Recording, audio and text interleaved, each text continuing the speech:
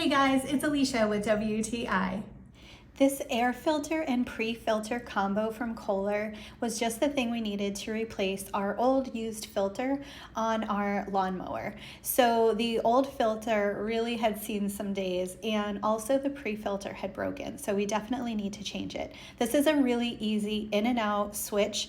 You simply unscrew the top of the air filter compartment, remove the old one, and then place the new one on.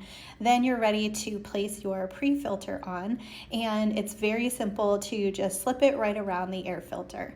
The pre-filter is an integral part of the system which stops larger particles and helps to prolong the life of your air filter.